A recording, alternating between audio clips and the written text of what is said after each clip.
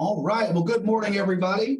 It is Pearl Harbor Day, December 7th, 2021, about 8 o'clock in the morning here at Fairbanks Economic Development. We're here for the Energy for All Alaska Task Force with a little bit different subject than our usual energy and hard rock mineral resource related topics. It is the season of giving, and I had the pleasure over Thanksgiving to do a little FEDC giving over at the food bank. And so I thought this would be a great time of year. Hi, guys. I thought this would be a great time to go ahead and highlight some of the repair of the local institutions that help take care of our fellow residents in Fairbanksans here in the community through their efforts. And so that would be the Fairbanks Community Food Bank, as well as the shelter. So without further ado, I will go ahead and hand it over. Miss Lisa, the floor is yours, and I'll make you co-host. Hi, my name is Lisa Polk. I'm the Programs and Operations Director here at the Fairbanks Rescue Mission. And the only thing that I didn't prepare a slide presentation, but I did hope that we could share our website, because that's where all of our programs are located at. So I have our website up on my screen here. So we are primarily an emergency shelter. Actually, Lisa, we can't see it yet. Do you want to go ahead and share your screen? Yes, I do know how to do that, I'm sure, right? Yes. Thank you. Don't show up. Okay, we're not quite there yet. Oh, here we are. There, I did it. Okay, there so we go. We are primarily an emergency shelter offering 3 meals a day and housing. And as you can see, we've been kind of on a downward trajectory here. That mainly reflects the fact that we had to close our doors to the public, serving meals and that kind of thing during COVID. We hope that that will change in this next few months. We did open our doors to Thanksgiving a bit to former clients, and that was such a really sweet time. People were so happy to be able to come back and share time with friends and family here at the Fairbanks Rescue Mission. One thing we do say here is that people don't become homeless when they run out of resources. They become homeless when they run out of relationships. So that was one of the things Rodney used to say, and I firmly believe in that. So one thing we do through our programs is try to establish relationships. So our programs are listed here on this part of our website. We have our most important program here is the 30-60-90 program. That is a transitional housing program that's not particularly funded by any grant or donor in particular. It's basically case management and trying to get our clients connected to resources in the community. There's no way that we could duplicate all of the educational resources, the counseling resources, medical resources, everything that all of the various community agencies do. We can't possibly duplicate all of that. And it's already out in the community. So we attempt to connect people to DVR, to Job Center, to other helping agencies. The Bridge has been a really great partner, helping even with some of our case management. So we are primarily connecting people to resources in the community that will help them address whatever barriers they have to housing, financial, addiction, job skills, whatever barriers we determine together that they want to address during the 30, the 60, and the 90 days of that program. That's the resources in the community that we attempt to connect them to.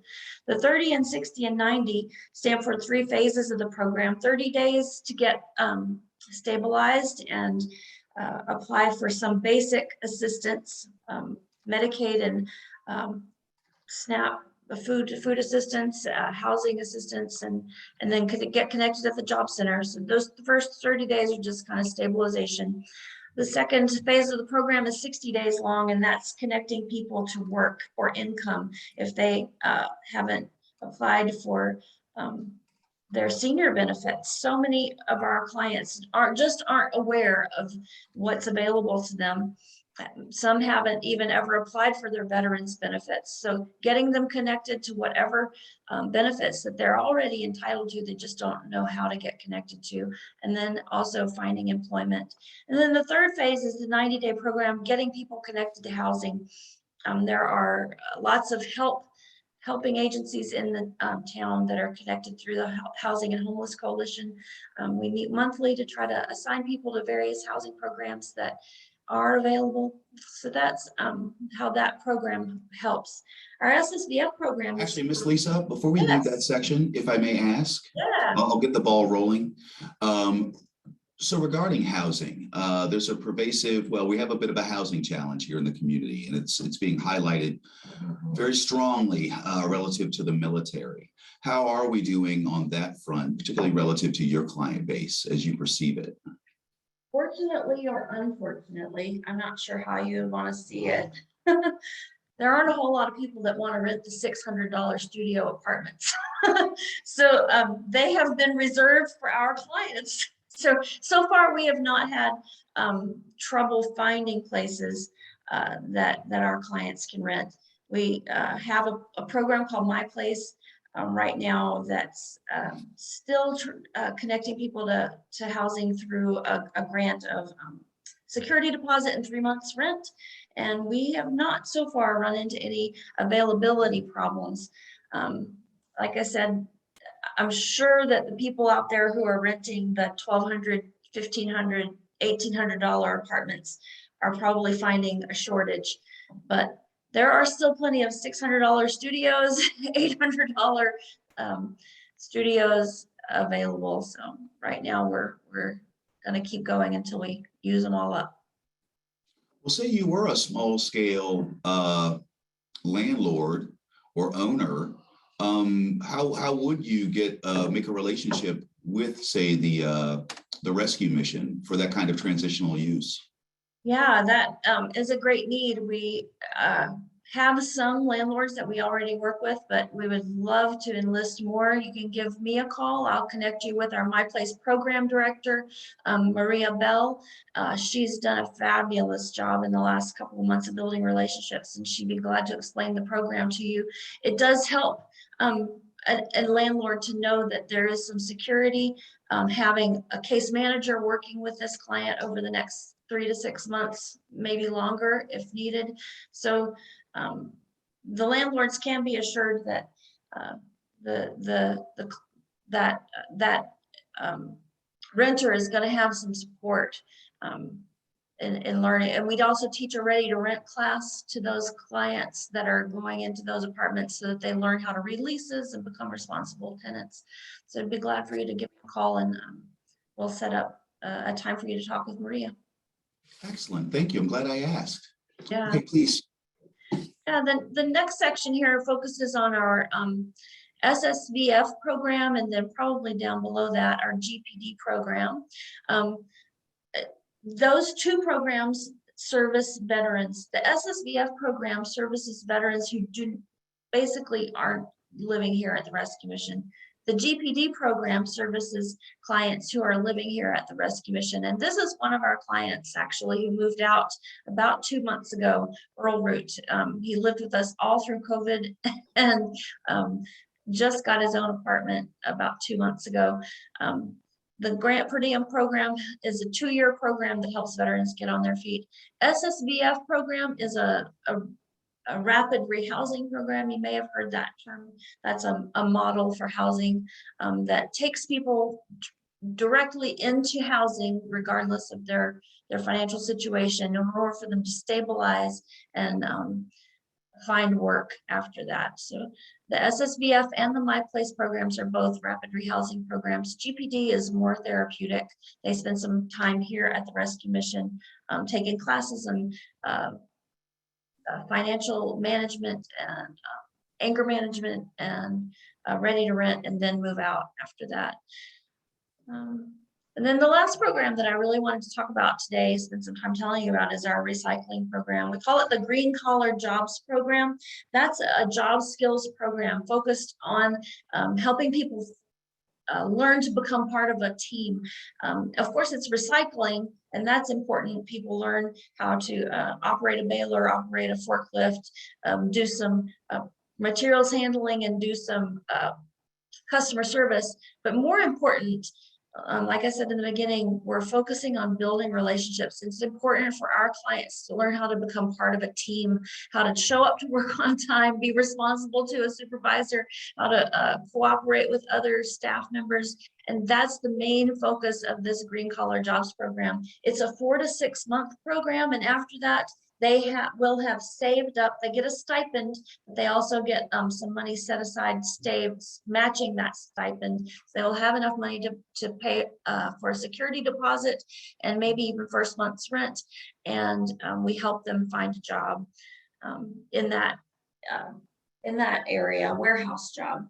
We have some really successful graduates of that program. One's been working with the Green Star program, and another's working at Home Depot in their warehouse. So this program is really special to us. So that's about all I had to say today about our programs, but I'm glad to answer any questions. Anything from you, sir? Not right now. Okay, if that changes, do just go ahead and chime in. Well, I have a couple. So I do see right here on the screen there on the bottom in the blue bar. First of all, I guess I see your team, in case you wanted to introduce some more of the team, but I also see donate and volunteer. And so, of course, I would love to give you an opportunity to speak about those two things. So we have a pretty new team. A lot of the helping agencies in town have been going through some change, and we're not any different. So Pete Kelly is our CEO now. He's been with us for 1 year and learning all about homelessness and rescue mission work. And John Coghill is our emergency services director. He's been with us nearly 1 year as well. So Al Lamprey is an old timer, and he's special to us as a former client, and doing a lot of our men's services.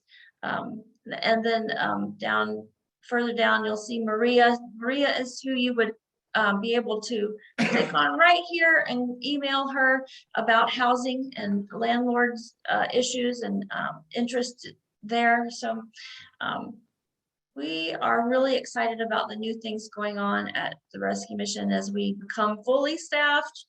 John and I have been kind of working alone, it seemed a bit for a while, but we're very nearly fully staffed now, and that takes a lot of the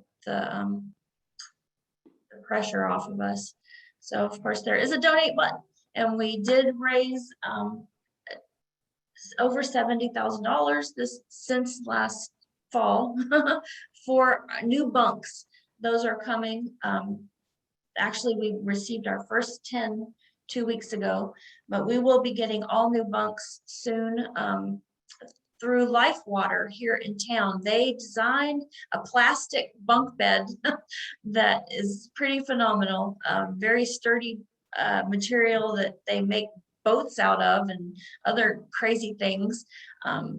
And we'll be replacing all of our bunks soon. And we welcome any of your donations, and I'm glad to get that connected. And here's a list of some of the things that we're looking for school supplies to help people get set up, and housing supplies actually too, and then cleaning supplies. That's another thing you'll see when you first get on the website is pulling in money. You know, last year there was lots of grant money for cleaning supplies. This year, not so much. So we're going to be asking our community to help us buy cleaning supplies this year. So, yeah. Okay. I have a question. Please. This might be completely wild, but out of curiosity, do you have any need for suits, like a man's suit? we do have a pretty active clothing closet and sections for kind of interview attire, and we do try to take good care of that. We got crazy. We got several bunny boots. I mean, by several, I mean like about 20 from forestry department. All of their leftovers, their lost and found, came to us. So we have a little section of bunny boots right now, and we try to be really careful with what we offer clients and make sure that it's usable and needed. But we receive so many clothing donations, and we take good care to make sure they're available to our clients in a meaningful way. They can see what the sizes are and figure out what to use. I'll bring you some suits, seeing as how I'm not Thank gonna run you. for office. And actually, that's a great question, because I mean, several months ago, I had this Perry Ellis suit that I couldn't bring myself to give away. It's been too small forever. And wow, I didn't realize that I could have brought that over there instead of, say, Value Village. Yeah, and we do get so many donations that we can't possibly store them all, and those do end up at Value Village. So the things that we don't have room for, or don't have a place for or use for, but we try to pull out the best stuff and put it in our clothing closet, and kind of like a little bit of a boutique fashion, not super high end, but you know, we like try to make it a little store and make it feel like it's an experience. All right. And I guess I do have one final question, and I do apologize if you cover this right at the top. I went to go grab Rep. Thompson some coffee. Regarding your client base. So how many folks do you shelter, say on average? You mentioned, I saw kids supplies, so that implies families. You mentioned men and veterans, but I'm assuming the ladies as well. Could we talk a little bit about your client base? Yeah, we have seen a tremendous increase in women this last year during COVID, most likely because of the living situations became intolerable for some women, and they ended up at the domestic violence shelter. As the domestic violence shelter becomes full, the women end up at the rescue mission. So we used to maybe have 20 women and children, and now we have close to 40 women and children at all times. And I would say our children are generally under 10. We usually don't have more than 10 or so children at a time. Pretty low population of children, but they are here.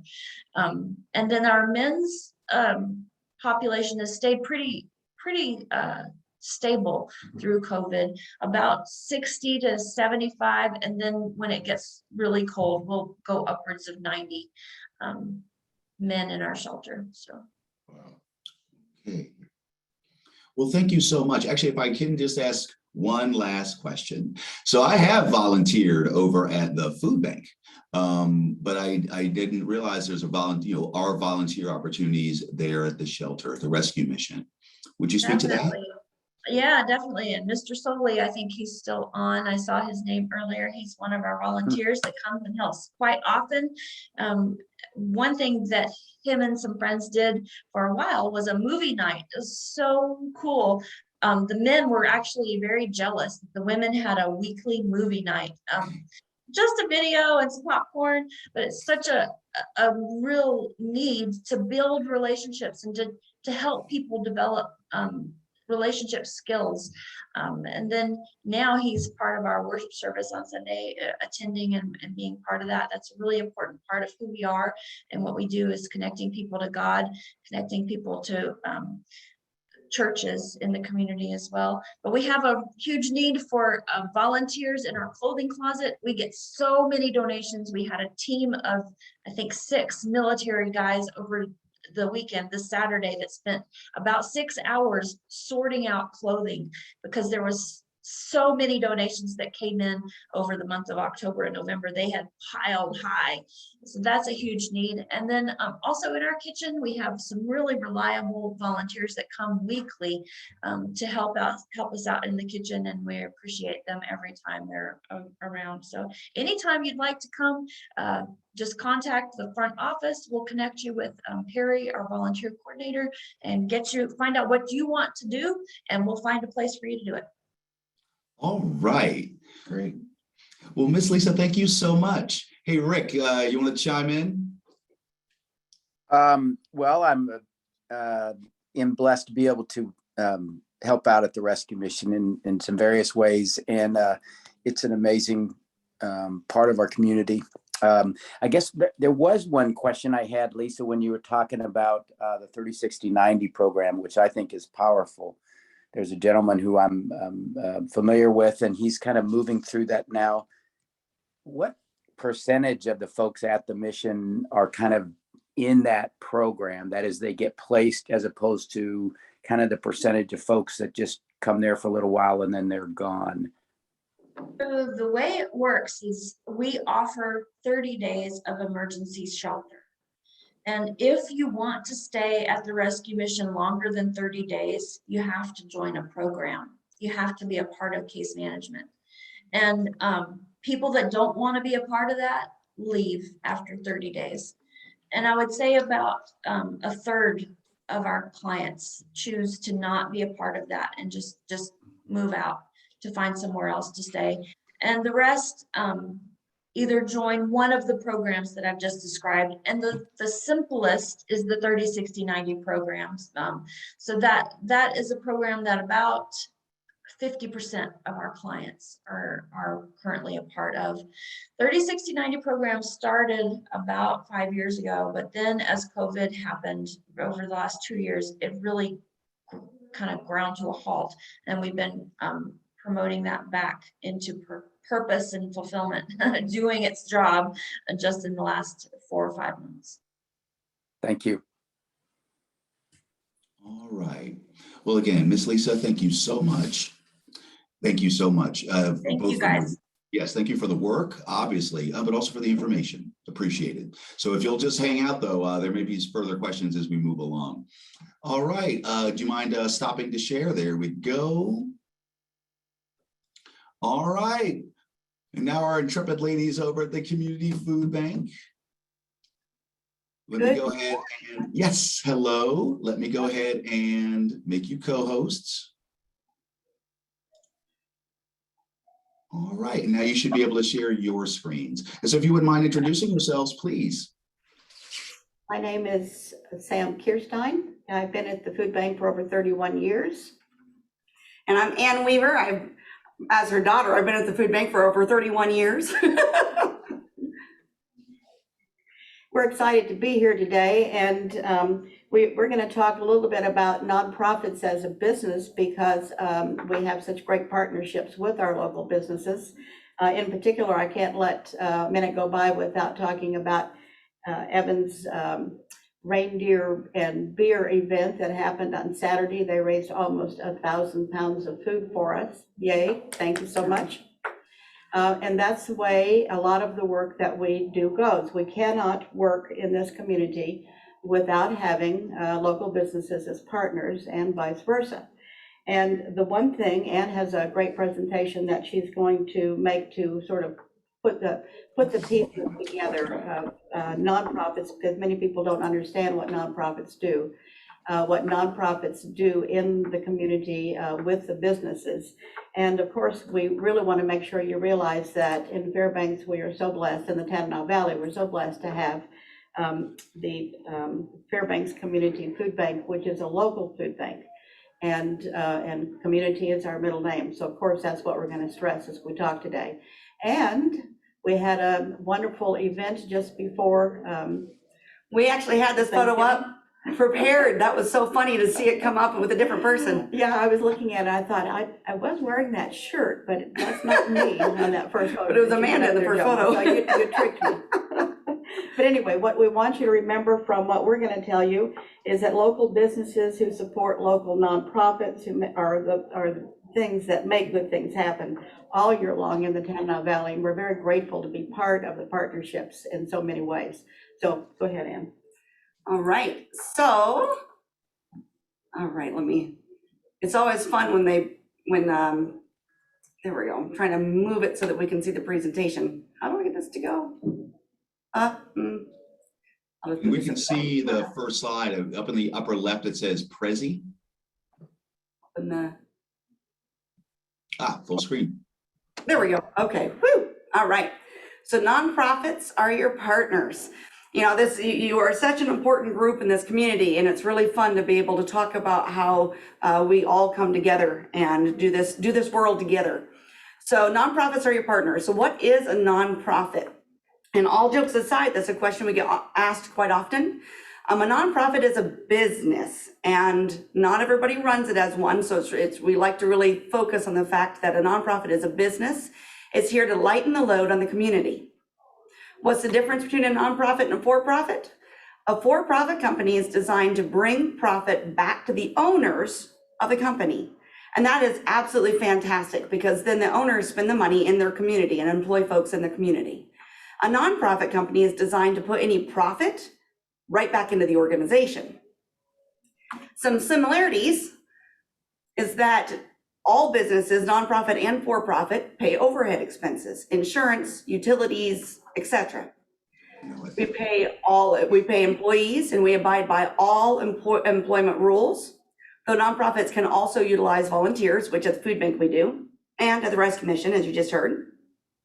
We have regulators and accountability standards. We've got audits, OSHA, DEC, Better Business Bureau, and the list goes on and on. And that being said, nonprofits actually have more layers of accountability typically, and opinions of how to run, because we're taking your community dollars at the organization. And so not only with the regulators, but it's also how do we make sure that we are showing the community our accountability levels as well. Some differences: a nonprofit must have a board of directors, and they're typically volunteers. Nonprofits do not pay regular business taxes, but we do pay regular payroll taxes. Nonprofits depend on your donations, and you can get a tax break, which is lovely, when you share your resources with some nonprofits. Not all are tax deductible, but 501c3s, for example, which would be Rescue Mission and Food Bank.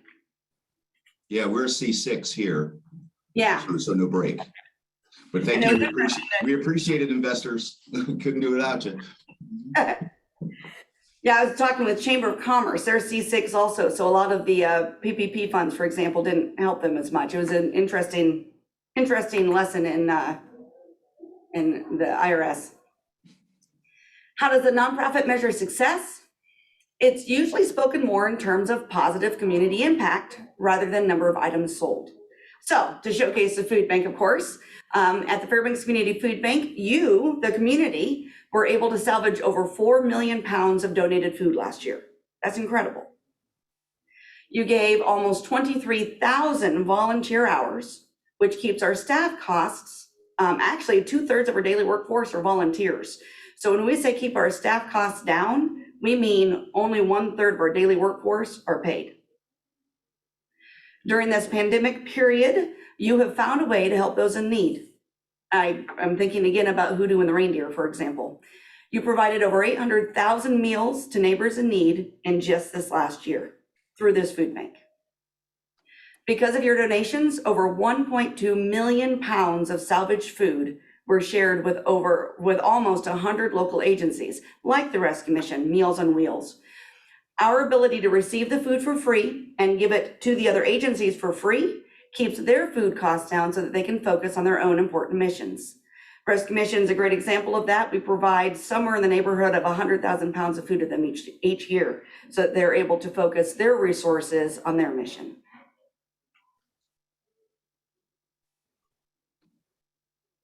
Always takes a moment to go back here. All right, so why are nonprofits important? Efficiently and effectively serving your community. That's the point. Meeting community needs. If a nonprofit is efficiently meeting community needs, then they're running as a business. Nonprofits are meant to ease the burden on the community and the government by meeting some of the essential needs using community support efficiently and effectively, as opposed to governmental support or for-profit businesses that don't have the opportunity to use volunteers, for example. So the business has to be well-run and good stewards of your money and time. This means to be an efficient asset to a community, a nonprofit must meet a need with minimum resources and costs. In other words, we like to match and stretch your donated dollar, use your labor as far as we possibly can. And by doing this, you want to have maximum effectiveness, the maximum positive impact. So again, at the food bank, this means that the need that we meet is feeding the hungry. At a minimal cost, we use donated food, volunteer labor, and only 25% of the cash that it would normally take. So 1/4 at least of what it would normally take, or I should say at most, to make maximum effectiveness, providing emergency food boxes amounting to about 800,000 meals last year, and decreasing the budget for 100 different local agencies, and keeping 4 million pounds of food out of the landfill. Community is pretty cool, isn't it? So digging a little bit deeper, minimum cost, maximum effectiveness. At the Fairbanks Community Food Bank, we're very conservative with how we value our in-kind donated gifts. For example, our expense numbers are lower than we could represent them. You know, we only claim $1.07 per pound of food. So think about $1.07 and how far that can get you in a grocery store. We only claim $10 per labor hour. Well, we've got engineers on our volunteer staff. So we were very, very conservative. With the food, the labor, and the facility that was given to us by Dennis and Mary Wise, we match your donated dollar, and we're actually a $6.5 million organization doing the work with a $1.4 million cash budget. That's one of the smallest cash budgets in the business. We pay only for the things, overhead, that we cannot receive for free, like employee labor, insurance, and utilities. Here's food for thought. One of the things that we'll often hear is we don't want to pay for overhead and people's wages. We want to give directly to the mission. So here's my challenge back to you. Where else can you spend $1.4 million and get $6.5 million conservatively in output? And then a lot of folks want to look at nonprofits as an entry-level position. So you take an entry-level person to run a $6.5 million organization using your funds and only $1.4 million cash on hand, and you want that level of efficiency. Paying for overhead at a nonprofit actually is paying for the mission.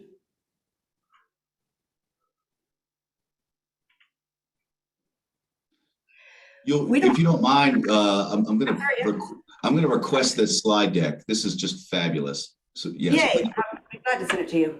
Because we don't usually have this kind of discussion relative to nonprofits and giving and again, doing public service and public work. So thank you. This is great. Wonderful. Thank you. I put this together originally for the leadership Fairbanks of Chamber of Commerce, actually, and that was a lot of fun. So a nonprofit, what we focus on is impacting people's lives, one service at a time. So we value success not in money and in monetary growth, but we value success in impacting lives. One of the other values of a nonprofit is it gives you a chance to help. So everyone in the community has a job. They're invited to do what they can, and your little bit, you know, I know that the folks on this meeting happen to have very little time. But for example, Rick has been a volunteer at the food bank as well. And the couple of hours he's able to give here and there as he can really makes a big impact. And actually, Jomo and everybody actually that's on this call has been in the food bank one way or another. The little bit you're able to give makes a big difference. And I take you back briefly to the beginning of COVID, when the world shut down and when everything just seemed hopeless and too big. One of the blessings of that we got to see here at the food bank is people started coming in droves, careful droves, socially distanced droves, into the food bank. In 6 weeks. We gained 144 new volunteers, because when everything else shut down, there were nonprofits in town that were able to give you something to do to help you feel like you were able to help in a time that seemed helpless.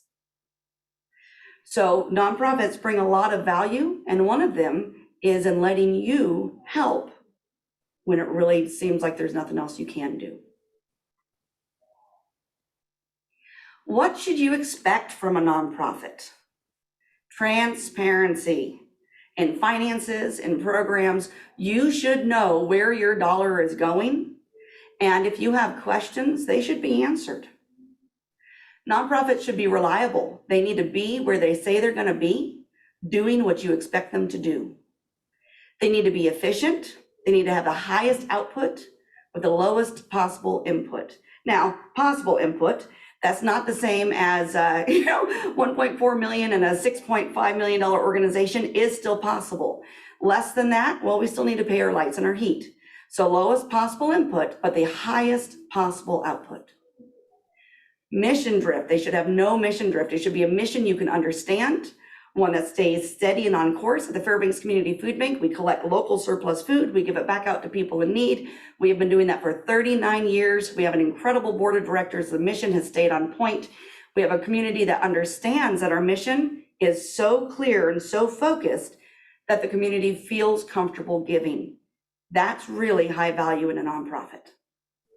It's easy to chase the almighty dollar. And the problem is when you do that, you lose your mission.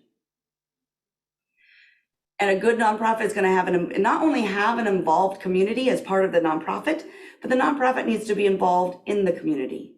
And that starts with a really active and high performance board of directors, a board that they themselves as individuals are already involved in the community. It starts there and then it just echoes throughout the entire organization.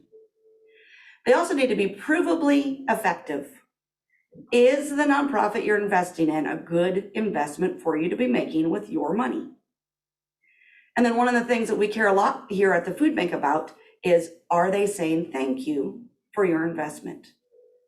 We have some general rules of thumb here at the food bank. We want to have a thank you letter turned back around, preferably within 24 hours, if not 48 hours. We want to make sure that our volunteers are greeted when they come and go.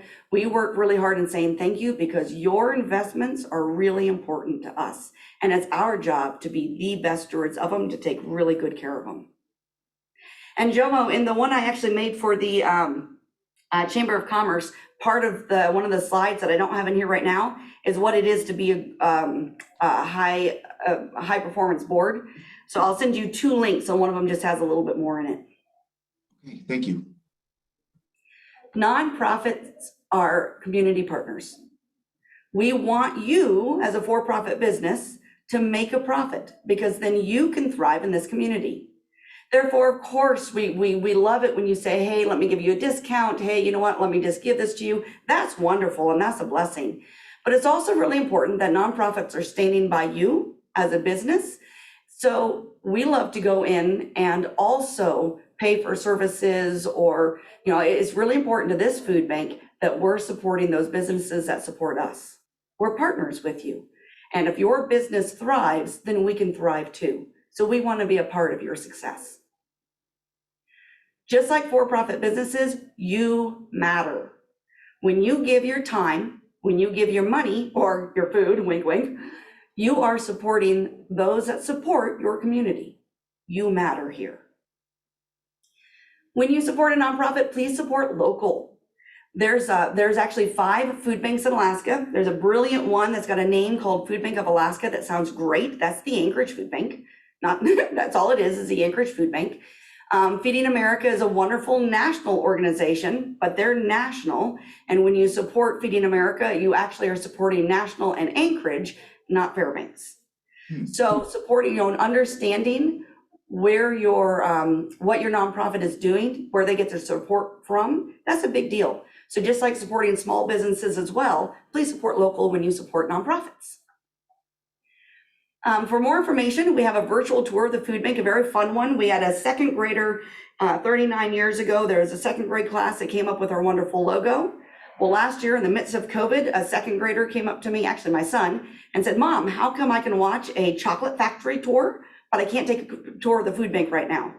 We thought, well, that's a really good idea, good question. So we actually have a 5-minute virtual tour of our food bank that that very second grader stars in because it was his idea, and that's on our website. But we want to end this part of our presentation today with a video Yes, please. that usually loads quickly.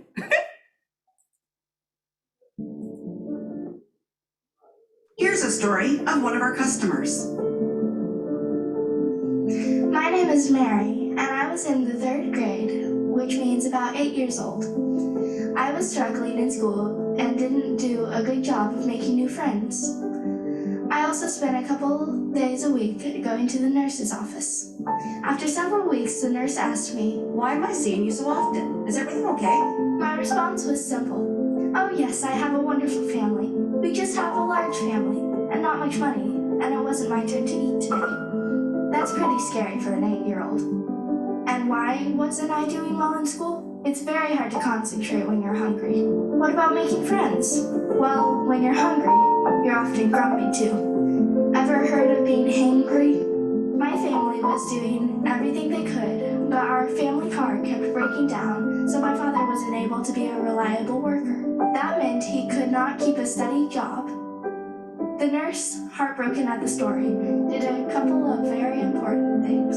She reached into her closet and grabbed a granola bar, one that had been donated to the Fairbanks Community Food Bank for situations just like mine. Then the nurse gave the granola bar to me so that I could have a little bit of food in my tummy before I went back to class.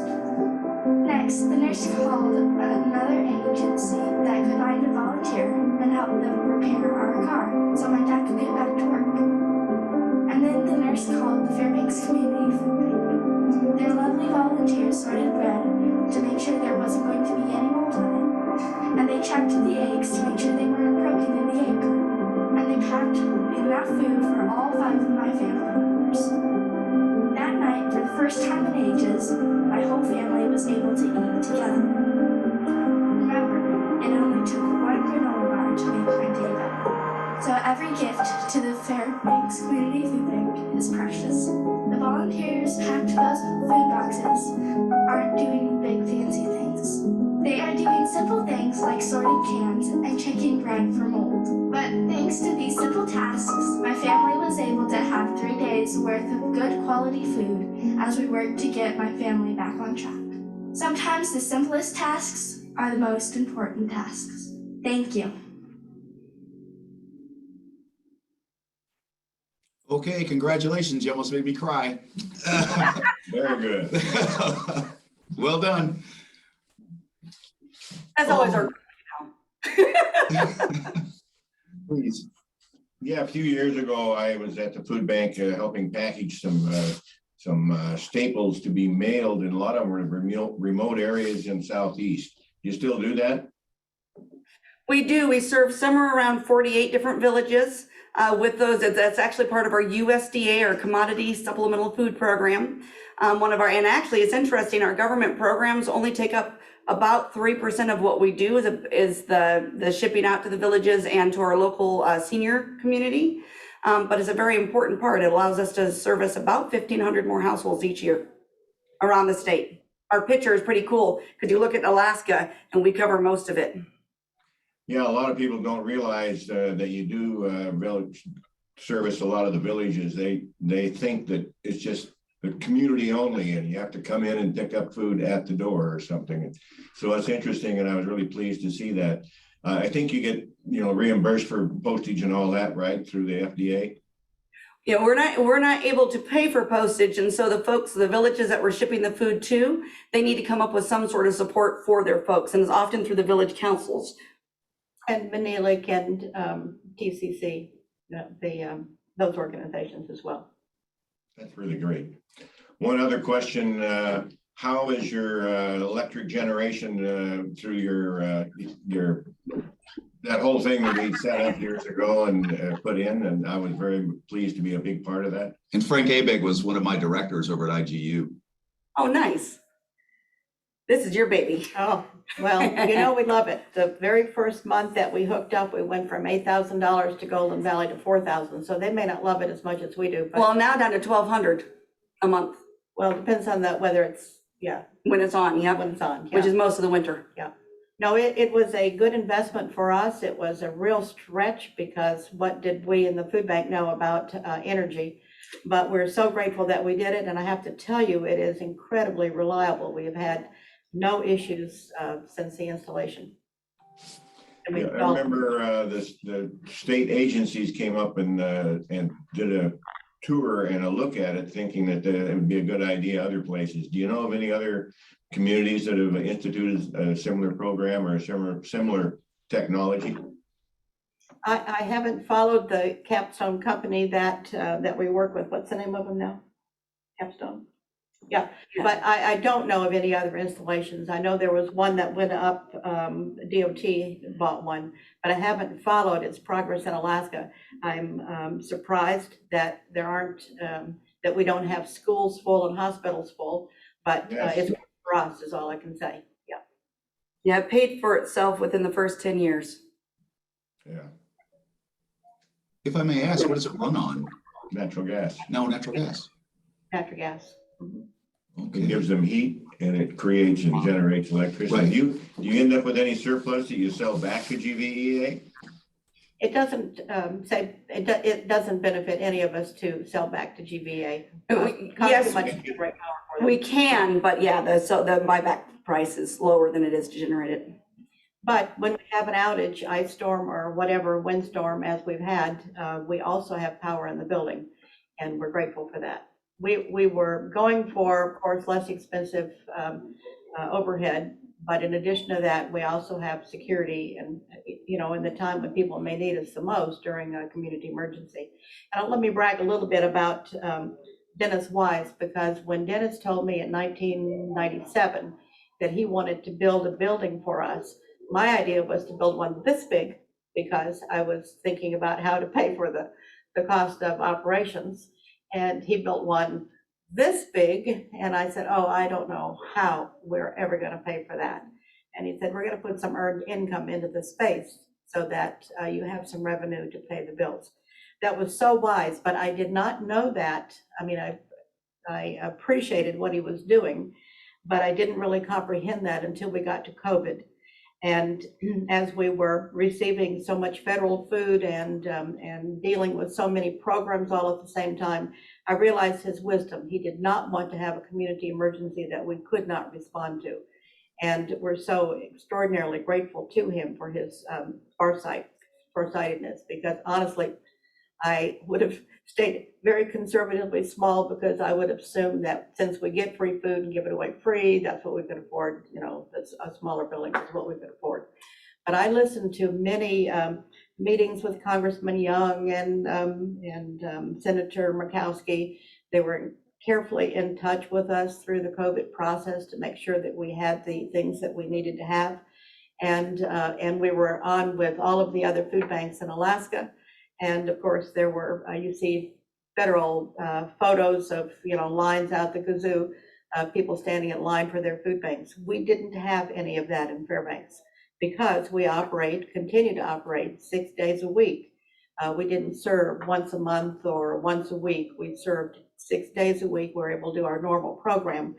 And the big concern with every one of the food banks that we heard presenting to policymakers is that they didn't have enough space. And so that really brought it home for me. Dennis did the right thing when he should have, and it really helped Interior Alaska. And I'm going to piggyback up that just a little bit. One of the things of note is rather than decrease services, we actually increased them during COVID. We had more distribution possibilities. We provided more food to the agencies who stayed open and maintained and had to grow because of the circumstances.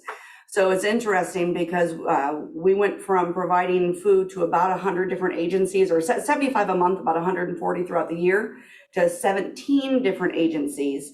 But we gave more to those 17 than we did to all 75 that would have normally come in that month, because of how the needs escalated and what happened at the beginning of COVID. So because of this amazing facility and the community support and the foresight, the looking ahead, the planning that Dennis did, for example, with giving a larger facility than we thought we needed, not only did we not have the lines, but when COVID hit, we had no loss of business. And the amazing thing to me is that, of course, many of our volunteers are seniors. And of course, they had to self-quarantine during the COVID period. And Ann and I looked at each other and went, "Ooh, how are we going to do this?" And in that period of time, as the seniors dropped out as they should have, there were people who were laid off from work who were willing to come in and glad to come in. And we ended up having 144 new volunteers show up to get the work done. So there never was a day that that Ann and I should have worried as much as we did. Well, I'm glad to hear that. Rick. Oh, thank you, Mr. Chairman. Sam and Ann, thank you for being here this morning and for leading one of the totally amazing nonprofits, bedrock in our community. And you're also just a quality organization. I look at you as an example of how a nonprofit can and should run. Two questions, one on kind of on COVID and your long-term trends, maybe not COVID, but just what's happened. Did I miss a slide on meals served over the last 10 years? I must have missed that because you usually have that one. And I'm interested in kind of where we're at on that curve. And then my second one is more of a community nonprofit that relates to tax status, but I'll get to that in a sec. You want me to take it or do you want? No, go ahead. So meals, no, we didn't have a slide for the last 10 years, but meals served in general. So to give you an idea, 10 years ago, we were providing somewhere around 500,000 meals, probably a little less. This last year was 800,000 meals. Wow. It was, yes, wow. And we were laughing a little bit. I say laughing, not very funnily. About 8 or 9 years ago, our warehouse staff was absolutely overwhelmed, and we were bringing in about 1.7 million pounds of food into this facility. Last year alone was 4 million pounds of salvaged food. And let me break in for just a moment. When I started, we were collecting 300,000 pounds of food A year. a year.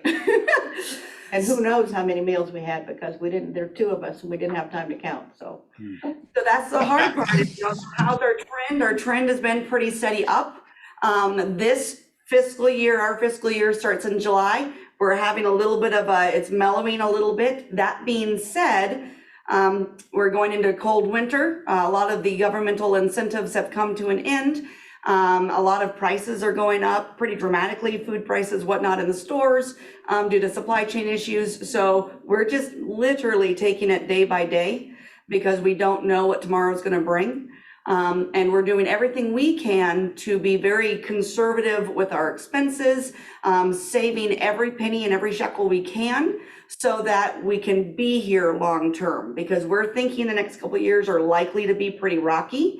If that's the case, then we need to be saving right now. So we are. And I can tell you with confidence that we will be here 6 months from now. I can't tell you with confidence about the next year, but I can tell you we've worked really hard at having enough of a reserve to do our best to weather this storm. So that's where we're at and what we're focused on. Big picture, our board of directors has got this mission out front to collect local surplus food and give it out to people in need, and we want to be able to do that.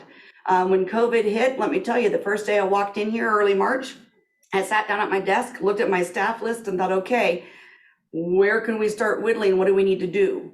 And within a couple of days, the community made it really, really clear that this food bank was a high priority to them because people were hurting. And we were able to not lay off any staff. We were able to never shut our doors, we didn't even miss an hour of work. And as Sam said, we were always fully staffed with volunteers as well. So that's something that we really hold deep in our hearts, because this is an essential need and we take it very seriously. And Rick, you are kind to say nice things about us, but I want you to know that there's 3 people on this particular Zoom meeting that are on our board of directors, and they work just as hard as we do. Genevieve Bell, Uriah, of course, and Jean Terrio are on this. That's because they're great board members and they work really hard. I have to tell you, we have a big issue coming up. We discovered last night at the school board meeting that the program that we've had in our building, I told you that Dennis had built larger space for us with earned income in that space. And that program is the wonderful Career Education Center, which of course is an at-risk school for 17 to 22-year-old students. They've graduated hundreds and hundreds and hundreds of seniors. And career education, of course, is their name and what they do. And so they've taken these students who were likely to drop out of school and brought them to a place where they can see Rescue Mission and Food Bank at work and also have excellent education. But anyway, that program is on the cutting block. And so Dan said, we're good for 6 months, and then who knows what's going to happen after that. But I've been around long enough to know that our community will support this food bank because we have been of value in one way or another to probably most families in the community. Jean also, our board president, Jean, gave a note that says, please let everyone know that individuals can deduct up to $300 from the taxable income and joint filers can deduct up to $600 from taxable income. So this is a special provision to assist nonprofits out of weathering COVID storm. So yay. So you see what our board members do. It's about that being involved in the community. Love it. There you go. Yeah, well done, Ms. President. All right, now, Rick, you said you had a follow-up. Oh, unrelated, kind of on this tax thing, local. So many have followed the nonprofit Camp Liwa, Victory Ministries, and their ongoing challenge with the borough on tax status. They're, of course, a religious nonprofit. And I've been concerned about that impact potentially to the other nonprofits. And I know, Sam, I've spoken to you about that, and I've seen you at the borough meetings. Can you talk just a little bit about how you're seeing big picture tax status of nonprofits, or if you're looking at this particular element at the borough as something that is of ongoing concern? Well, thank you for asking that question. We had another surprise on the week before Thanksgiving, actually maybe 2 weeks before, but the tax assessor deputy stopped in to the food bank and told us that we were going to have an audit of our nonprofit exemptions. And of course, we were happy to do that. We have never had one in the 30 years I've been around, but we were happy to do that. And I wasn't happy to do that the 2 weeks before Thanksgiving, by the way, we'll throw that in. That was a very busy time. And if you remember the 2 weeks before Thanksgiving, we were really worrying about where the turkeys were how they were gonna show up. But at any rate, we got through that. I gave them an incredible amount of paperwork at their request. Piles. And turned it in a week before Thanksgiving, and I have not heard anything since then. I asked at the time if they were auditing all nonprofits and churches, and they said, no, they don't have the manpower to do that. They had focused in on, I think you said 4 nonprofits, 4 churches, at any rate, a small number. And so we're waiting to see what happens with that. If our nonprofit status goes away for some reason, and it shouldn't, because as many people have pointed out, it's in the Alaska Constitution, for one thing. And we have always been advised that so long as we are mission related within our building and have only nonprofits, that we should be able to maintain our nonprofit status. In our buildings, we have the Literacy Council, and Alaska Health Fair. Alaska Health Fair. By the way, they came in unannounced without requesting permission from the landowner and measured the Alaska Health Fair, measured the dimensions so that they could think about the size of whatever if they take away the nonprofit exemption there. So I know that everyone is very, very concerned about money. I know that we're in a bad position.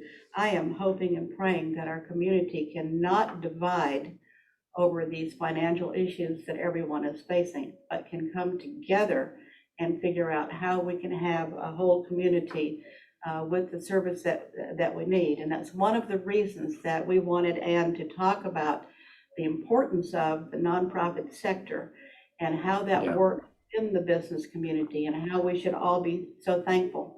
In the News Miner on November 25, there was a wonderful opinion article. And the bottom line, according to this, the person who wrote that says, whenever you give to your community, someone will always be thankful. Let's not forget that. And I'm hoping that we can get through this next couple of years with all of these things about finances being a bottom line issue. I hope we can remember that most of us that I see on this screen have been here for, many years. I was here since before statehood. Most of these people have been born here. And we have seen some tough times. There have been rodeos in Alaska, let there be no doubt about that. But you know what? We've always had enough sense to figure out how to get through that. And I'm hoping at this that we can not just focus on the bottom line, but on the building of the community. Thanks for asking that, Rick.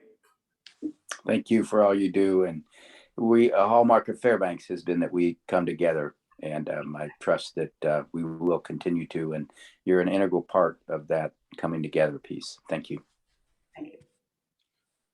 Both of your organizations. Yes, Lisa's and Yes, Sam both of and your Annie. organizations, the Fairbanks Rescue Mission, the Fairbanks Community Food Bank, true pillars and cornerstones of our community, doing supremely good work for your fellow residents. I really can't praise you enough. Thank you all so much for agreeing to be our speakers today. Again, I know it's a little bit off subject, but I thought it was important, particularly at this time of year and these last couple of years we've had. Everybody's going to need a hand up sometime.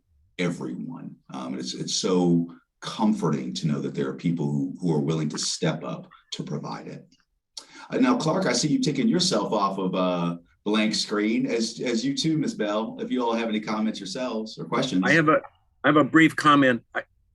I want these nonprofit experts to understand what a boon it is for individuals, myself and many, to be able to volunteer and feel good about themselves and understand the community is important.